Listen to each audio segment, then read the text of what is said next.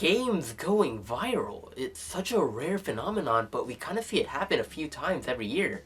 And it's so rare because it only happens to about 1 or 2 games out of 1,000 released each year. I mean, there's probably a really viral game right now. It's probably really hot. Stupid. I apologize. It appears that I misread my script. It's blank. Well, what is a viral game? Well, first and foremost, a viral game has to take over any and every social media. Reddit, Twitter, Instagram, Snapchat, go away. Once a game has been seen in various forms of media, whether it be videos, animations, porn... All of you that have looked this up, please seek help. We're praying for you. But it's normal that any time a game becomes popular, people will go out there and make content about it in order to get views. I mean, it makes sense. If you make a video about something that's really popular right now, you are prone to get a lot more views than you would if you made something that wasn't popular. Would explain why my time as a Google dinosaur YouTuber did not go very well. Wow, this is so much fun. This is a really fun game. But anyway, with so many viral games released each year, I thought it would be fun if I talked about some of them and why or how they got so popular. But before we do that, I actually got a letter titled Blackmail, which ironically was sent in a white envelope. Let's see what we have here. Oh yeah, that is definitely a blackmail. And also some incriminating footage that can be used against me unless I do something.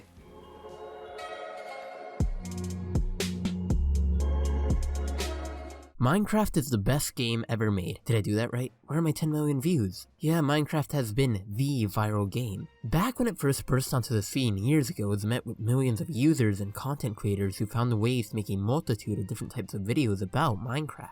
And it makes sense too, you can make virtually anything in Minecraft. It's a goldmine of content. And to this day it still gets tons of views, and is still probably one of the most popular games on the internet. It's a beloved game right now, but that wasn't always the case. Back when Minecraft first released online, it was met with a lot of hate because it looked very weird. Because God forgive anyone play a game without realistic graphics. You know, like Cyberpunk, a game that only functions on a $10,000 PC. That's where it's at. But again, Minecraft received hate for being too childish or having weird graphics. Yes, because a game with a playable version of Hell is too childish for the average user. But a few years ago, there was an entire resurgence of the game, and people who had never played it before got into it and realized, wow, this is a good game. This was probably one of the first games to go viral in the era of YouTube and online Let's Plays, and it's still relevant to this day, which is something that can't be said about most viral games. The success of this game is groundbreaking and makes it one of the biggest games ever made. Now, if you're wondering what I think of the game... I hate it. Oh, look at that, the gates of eternal damnation opened up! Again! I actually do enjoy the game. I remember back when I had a PS3, I had an amazing world on there, but when I switched over to PS4, I lost it. I haven't smiled since then. This is my favorite Disney movie from the 80s. Whoever made that was on some serious crack. Five Nights at Freddy's was a horror game made by Scott Cawthon that blew up when it was first released. It was a relatively simple game since it's a point-and-click horror game, but it used jump scares as its main method of horror, and its only method of horror. Yeah, while this game may not be seen as scary to a lot of people, I think the more captivating part of the game is the lore. It has a huge, complicated lore that is almost impossible to figure out. I asked a FNAF fan on Discord to explain the lore to me, and it's been like that for 2 hours now. But the game has received multiple sequels, VR games, AR games, and the whole ass movie, which was then taken advantage of by another movie studio so they could release their own knockoff version starring Nicolas Cage. Get that bag, Nick! But the eternal question remains, if the TheChrisDex doesn't like a game, is it even a game? And to answer that, I enjoyed the first few games and the story they were telling. I have no idea what happened after that. Here's a PS5 exclusive!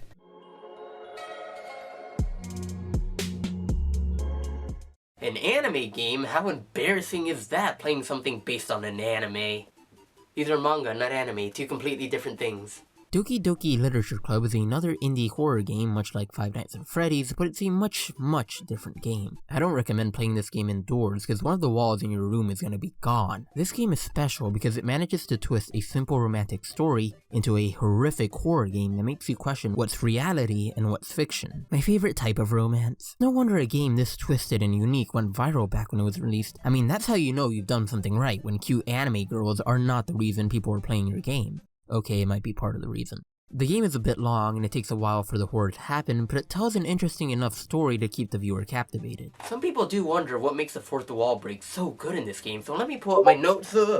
The fourth wall breaks in this game are some of the best I have ever seen. It goes as far as having the player go into the game's own files and delete characters in order to continue the story. And it's not even the major stuff like that that makes the fourth wall break so good. It's small details like mentioning the player's real name instead of the one they wrote in the game, or knowing whenever a player is recording or live streaming. It just adds another level of immersion that makes the horror that much more believable. This is one of the most unique viral games I've ever played.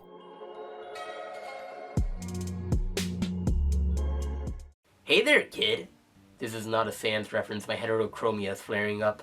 Literally. Undertale, I can make an entire video essay on this game. I'm not going to, but I can. Undertale has reached immense levels of popularity online, and it's one of the biggest indie games ever made, even going as far as having fans be a Mii costume in Smash Bros. Ultimate. But what exactly makes Undertale worthy of being such a viral phenomenon? Sans memes. Yeah, there's a lot of those. A lot. But sans memes is an oversimplification. A better way of putting it is that the fandom for this game is next level. There are so many layers to unpack. You have fan-made games of the main game, and then you have an entire fandom dedicated to that fan-made game, and then that fandom makes another fan-made game based off that fan-made game of the original game, and it just never stops. But Undertale managed to acquire such a dedicated and hardcore fan base, and that helped it spread to the point where people who have never even seen gameplay of the game know about sans or even some of the music from it. The game itself is a very, very unique RPG where the story and characters are much more important than the gameplay. There's different endings and routes to take, so you can get multiple playthroughs out of it. As for what I think of the game, it's not really my cup of tea. I probably didn't give it a proper playthrough, but it never resonated with me as much as it did for other people. But Undertale Green is where it's at.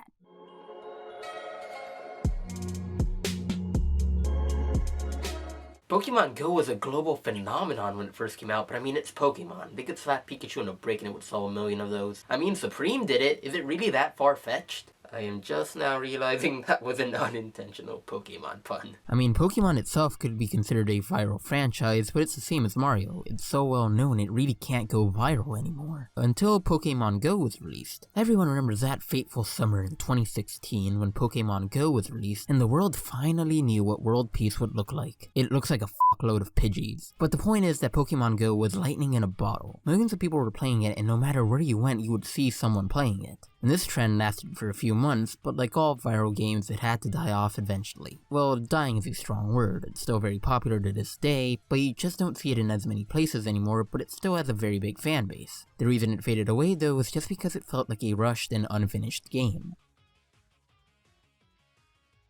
But the game was still a lot of fun, but there was just not a lot of reasons to keep playing it. I hear the game is much better now and is even more fun to play, but for obvious reasons, going outdoors is not a smart thing to do right now. You're gonna end up catching something that isn't a Pokemon. Agar Io was the most simple viral game to ever exist. You literally just collect balls in order to get bigger and swallow other balls. Pause! It was very fun and spawned a whole craze of .io games, the most popular ones being Agar Io and Slither.io. You keep eating so you get bigger and be able to eat the other players and try to get to the top of the leaderboard. It was a lot of fun all things considered, even if there wasn't much to the game. But since the games were very simple, people got tired of them quickly since there wasn't much to do. And this is the case for a lot of viral games. Something like Flappy Bird too. It's a simple but addicting game that keeps the players engaged. The players need to get engaged with some bitches though.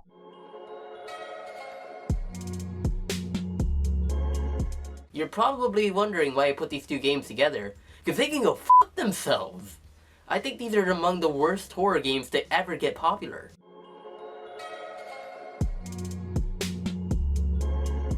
If you hadn't realized it, this whole video is an Among Us reference. If you paid close attention, you would have known I said the word sus exactly 1 time.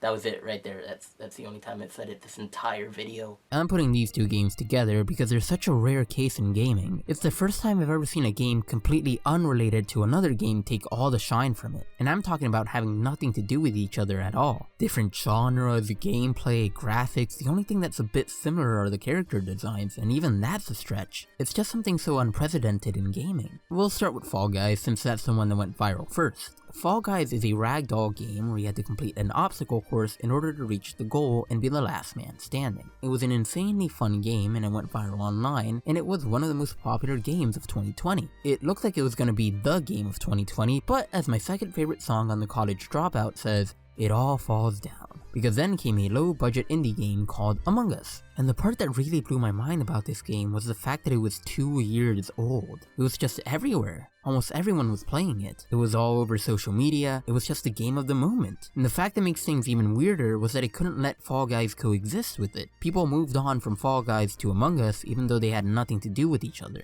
I mean, sure, Among Us was free on mobile, but it had insane numbers on Steam where it wasn't a free game. If Among Us was a stock, everyone would invest in it. I can't wait to invest in Among Us stock instead of GameStop.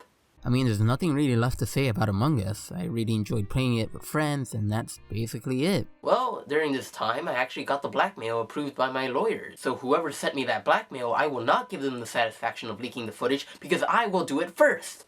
Why has no one else ever thought of that? Is that another one? Got her too. What the f? I was a Fortnite YouTuber.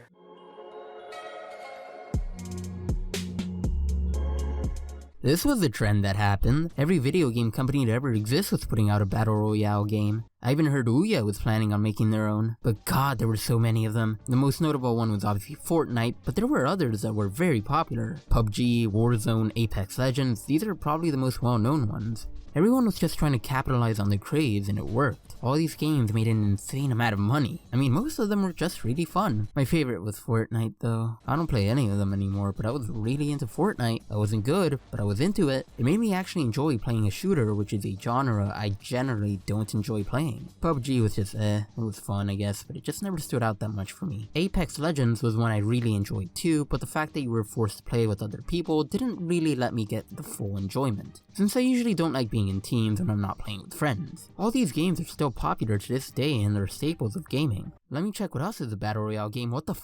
Well, now that my past secrets have been unearthed, I will go under a new name. TheChrisDex, ex-Fortnite YouTuber, ex-arsonist. I did forget to talk about a couple of games like Hello Neighbor or Bendy and the Ink Machine. I just didn't play them or had time to talk about them. Well, it looks like I will go by TheChrisDex, just an ex-Fortnite YouTuber now.